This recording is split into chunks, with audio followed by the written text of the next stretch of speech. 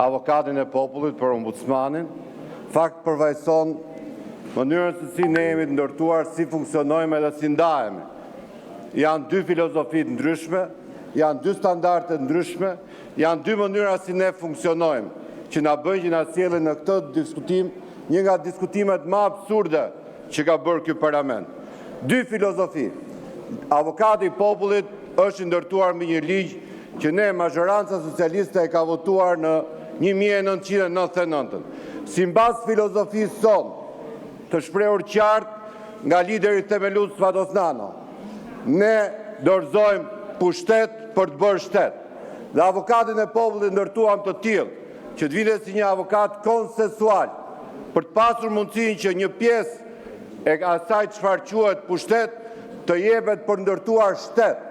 Kjo është ajo filozofia jonë mbi cilën ne funksionojmë. Kjo është edhe ajo që bëjmë ne sot me drejtsinë e re.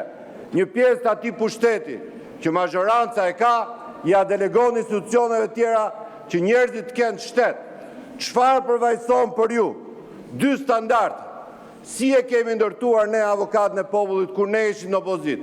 Krijuam një institucion me intelektual kur ne ishim në opozit dhe propozimi vinte nga ne. Ndërtuam një institucion në parti.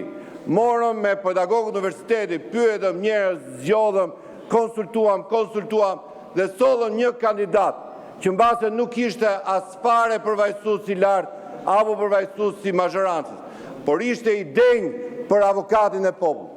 Kush është standardi juaj? 6 kandidat. Dhe vini sot, çfarë standardi është ky?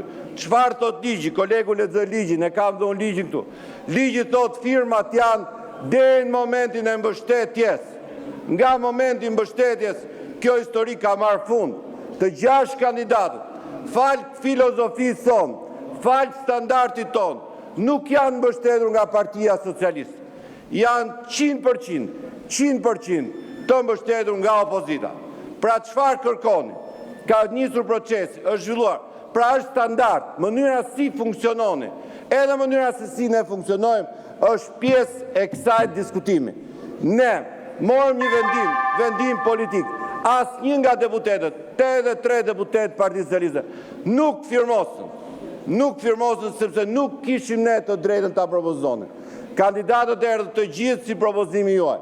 Por është amullia, është mungesa e leadershipit, është mungesa e ndjesisë fitores, është mungesa e ndjesisë bërit shtet, është arroganca që doni të krijoni, është edhe kjo që thoni sot. Jo, ne mendojmë ndryshe. S'ka ndryshe. Shteti funksionon në bazë ligjit. Ta përfundoj fjalën. Eksperiencat tona janë këto dhe vetëm këto. Zoti Agron Sheaj.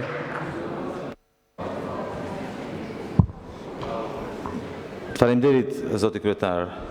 Tani, pavarësisht qëndrimeve qesharake, është e qartë që avokati i popullit takon opozitës. Është e qartë gjithashtu që ju keni vendosur ta rrëmbeni avokatin e popullit.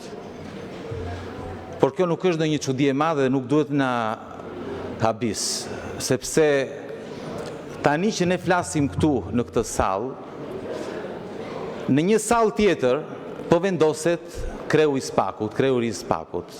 Dhe aty janë mbledhur të gjithë ambasadorët, nuk ka vend për gazetarët, sepse kanë frikë se ju rrëmbeni edhe kreun e ri të Spakut. Imagjinoni se çfarë poshtërimi që po ju bëjnë ambasadorët, që po i bëjnë kësaj magjorance. Kështu që ftoj kolegët opozitar ta pranojnë se s'kemi ç'a të bëjmë, e kanë vendosur ta rrëmbejnë, janë lojra të ulta, të vazhdojnë ta bëjnë. Tani, diçka tjetër, zoti kryetar, më pak e rëndësishme kuptohet se rrëmbimi i kreut të Spakut. Kam kërkuar një interpelancë, keni thënë që interpelanca është sot. Ju kemi pyetur nëse do jetë kryeministri apo nuk do jetë kryeministri. Akoma nuk keni dhënë një përgjigje. Nëse nuk është kryeministri, zoti kryetar, kërkoj që interpelanca të shtyhet. Sepse kjo praktika juaj për të shmangur ballafaqimin është në shkeljet rregullores. Rregulloria është e qartë. zoti kryetar. Ne kemi të drejtë të kërkojmë interpelancë, ose me ministrat, ose me kryeministrin.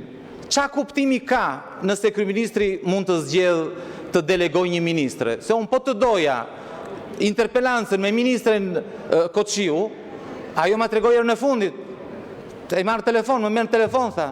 Nëse ke ndonjë javë, më tha më merë telefon, unë e merë janë telefon. S'kam nevojë të bëj interpelancë me atë. Unë kam kërkuar interpelancë me kryeministrin. Është një drejtë që më takon sipas rregullores, në asnjë gërm të rregullores nuk është shkruar që kryeministri mund të delegojë dikë tjetër. Se çfarë kuptimi ka? Hiqeni atë, ndryshoni rregulloren që kryeministri nuk e kërkon dot. Faleminderit. Faleminderit. Zonja Topalli.